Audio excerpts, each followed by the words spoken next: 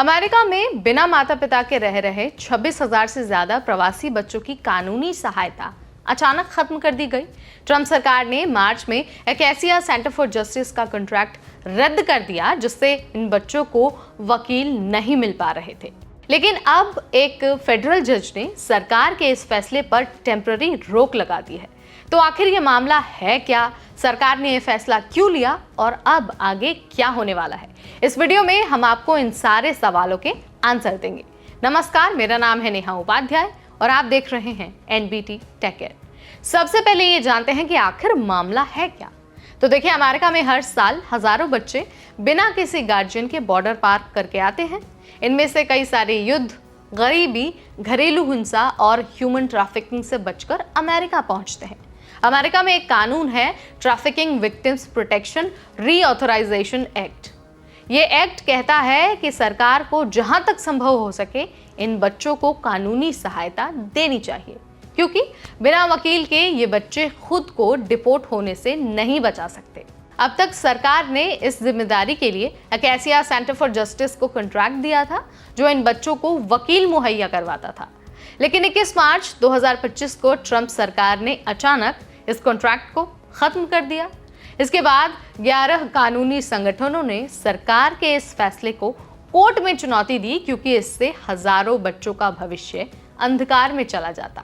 Court का भी फैसला आ गया। मंगलवार को कैलिफोर्निया की जज ने सरकार के फैसले पर अस्थायी रोक लगा दी, यानी कि टेम्पररी रिस्ट्रेनिंग ऑर्डर लगा दिया। जज का कहना था कि सरकार के इस कदम से 2008 के कानून का उल्लंघन हो सकता है।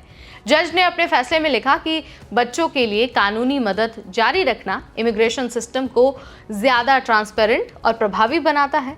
अब 16 अप्रैल तक सरकार को इस फैसले को रोकना होगा, उसके बाद ही आगे की सुनवाई होगी।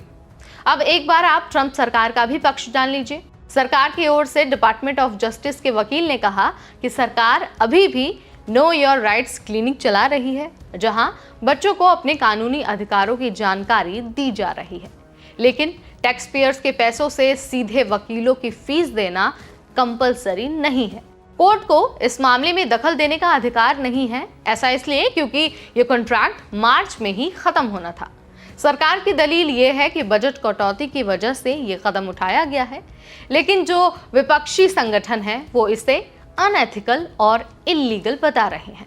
अब ये जान लीजिए कि इस फैसले के बड़े असर क्या हुए। तो देखिए, सबसे पहले तो बच्चों के लिए वकील मिलना मुश्किल हो गया है। बिना वकील के हजारों बच्चे डिपोर्टेशन प्रोसेस में फंस जाएंगे। इनमें से कुछ बहुत छोटे बच्चे होते हैं, कई को इंग्लिश नहीं आती और कई सारे बच्चे कुछ गंभीर ट्रॉमा से गुजर रहे होते हैं।